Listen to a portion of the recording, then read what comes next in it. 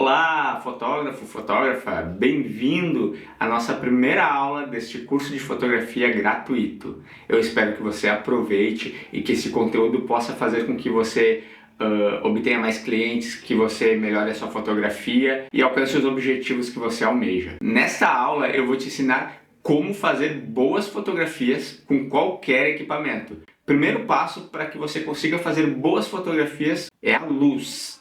Se você não tiver uma boa iluminação na sua fotografia, dificilmente você vai ter uma boa foto. Porque fotografia é luz e não existe foto sem luz. Se você tirar uma foto com a tampa da câmera fechada, você vai estar tirando uma foto sem luz e essa foto estará totalmente preta. Ou seja, não é uma fotografia porque ela não conta história nenhuma. Não tem informação alguma. Agora, se tiver totalmente breu e tiver um pontinho de luz, ali pode ser contado sim uma história. Então, o nosso primeiro passo é a luz. Certifique-se de que você terá uma boa luz na sua fotografia. Mas quais são os tipos de luz? Você conhece? Existe luz de janela, existe luz contra, luz suave, luz dura, existem diversos tipos de luz. E é imprescindível que todo fotógrafo que usa uma câmera ou mesmo um celular entenda de luz. Porque a iluminação na fotografia vai causar até mesmo mais nitidez na sua foto. Uma foto muito escura ou com pouca exposição de luz fica menos nítida. Às vezes você reclama que a sua fotografia não está nítida e muitas vezes pode ser apenas por falta de iluminação. Existe a luz dura e a luz suave. O que é a luz dura e a luz suave? A luz suave é uma luz que tem difusão e a luz dura é uma luz direta. Como assim luz direta e luz difusa? Então, pensa agora no Sol, tá?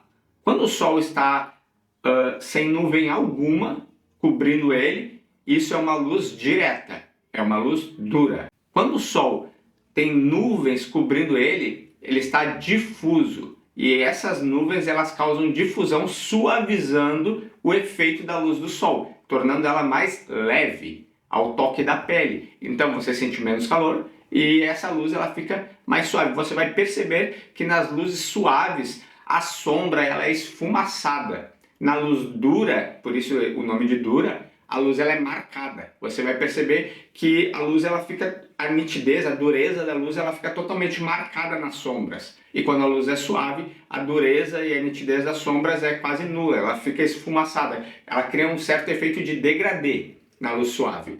E isso causa embelezamento. A luz dura, ela transmite outras sensações, talvez de seriedade, talvez de drama. E a luz suave, ela causa a sensação de beleza, de formas, principalmente porque a luz suave, ela remete muito às curvas. Na arte, quando usamos curvas, representa muito a beleza. Os círculos, as formas, semicírculos, elas causam a impressão de beleza dentro da fotografia e dentro da arte. Muito importante, quando você for fotografar em qualquer lugar que seja na rua, seja em um local fechado, é importante você identificar quais são as luzes presentes no local. Se for externo, você vai identificar que horas são para poder fotografar no sol ou na sombra.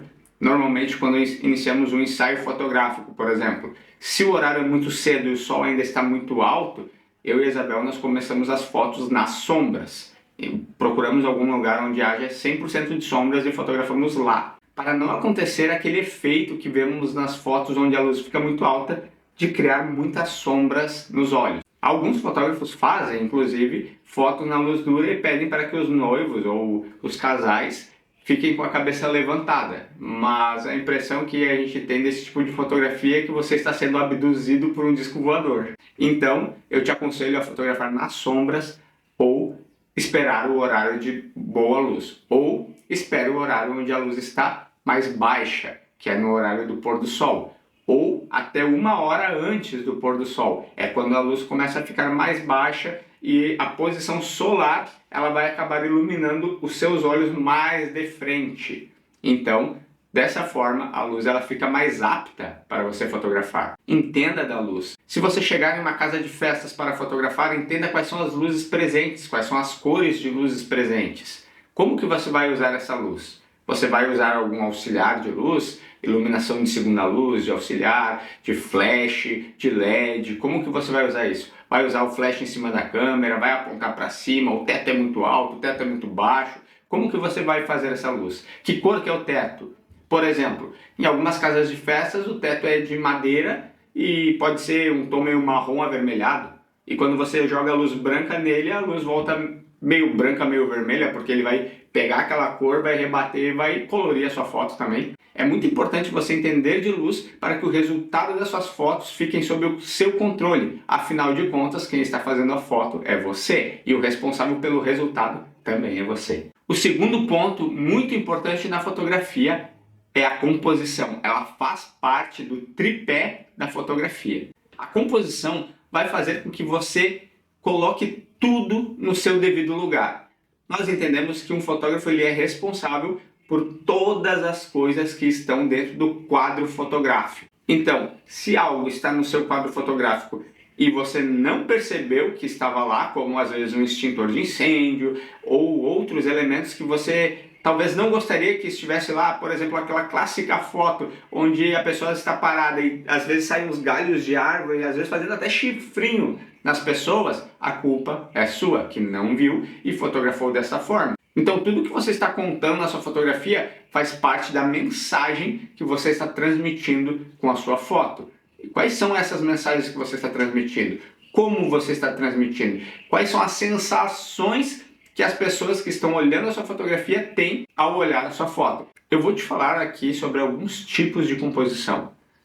Existem composições por formas geométricas, existem composições com linhas, existem composições de cores, e as de cores são muito variadas, né? Você pode usar contraste, você pode usar degradê de cores, você pode usar diversas formas as cores. Cores complementares, cores contrastantes, de diversas formas você pode usar as cores. E as formas? Você pode usar as formas como triângulos, quadrados, círculos, semicírculos, retângulos. O uso dessas formas vão causar sensações dentro da sua fotografia, seja de beleza, seja de seriedade, seja de drama, seja de certeza, seja de apontamento. Por exemplo, tem gente que usa triângulos para fazer apontamento de direção de olhar para o local que é o ponto principal da foto. Existem diversas regras fotográficas que eu não conseguiria falar tudo nesse vídeo. Aqui eu te citei algumas e eu ainda vou falar mais algumas para você. Eu quero te falar sobre a regra de composição que chama moldura. É quando você intencionalmente emoldura o ponto principal da cena ou algum ponto da cena dentro de alguma forma geométrica, usando isso como moldura. E quanto mais regras de composição você conhecer e dominar e usar elas mescladas dentro da mesma fotografia,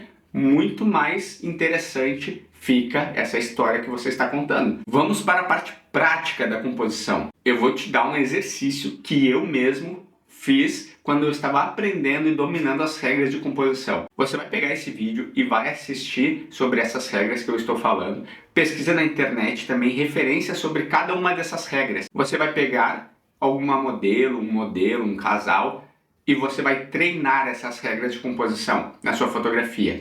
Treine luz e sombra, treine contraste, treine linhas de direcionamento de olhar, treine formas geométricas, treine textura, treine e treine. Quanto mais você treinar e mais regras de fotografia você dominar, mais interessante, mais bonitas vão ficar as suas fotos.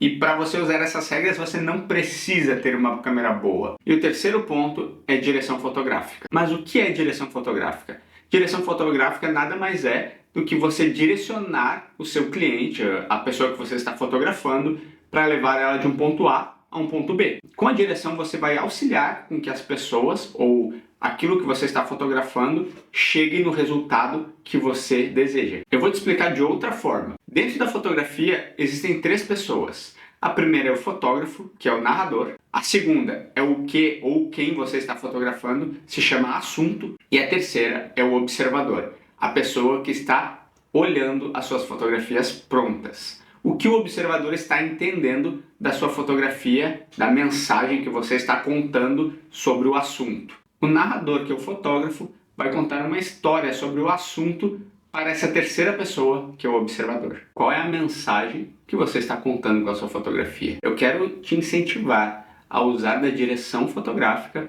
para contar mensagens ainda mais poderosas. Como que eu faço isso? Entendendo das regras de direção. Você pode usar mãos para apontar, criando formas, linhas, direções, sentidos. Você pode usar braços, por exemplo, braços abertos. O que significa braços abertos? Pode ser receptividade, um abraço. Ó, olha bem a imagem, tá vendo? Ó, minhas mãos abertas. O que eu estou querendo dizer? Quero te dar um abraço. Essa é a mensagem que a minha direção corporal está dizendo para você. Agora, se eu fizer assim, ó. Vem. O que eu estou dizendo? Que eu quero brigar. Então, você entender de direção vai fazer com que a sua mensagem ela fique mais clara. Essa posição de mãos, o que significa? Uma coçada de barba. Você pode usar diversas partes do corpo para contar histórias. Existem algumas regras de direção corporal que você deve dominar, como toda vez que você pede para que alguém vire o tronco, assim dessa forma ou dessa, às vezes a pessoa ela vai ficar mal posicionada em relação aos pés, porque os pés ficaram apontando para uma direção e o corpo para outra. Então eu te aconselho, se você pedir, vira mais um pouquinho para o lado, peça para que ela faça isso com os pés. Então você vai falar dessa forma.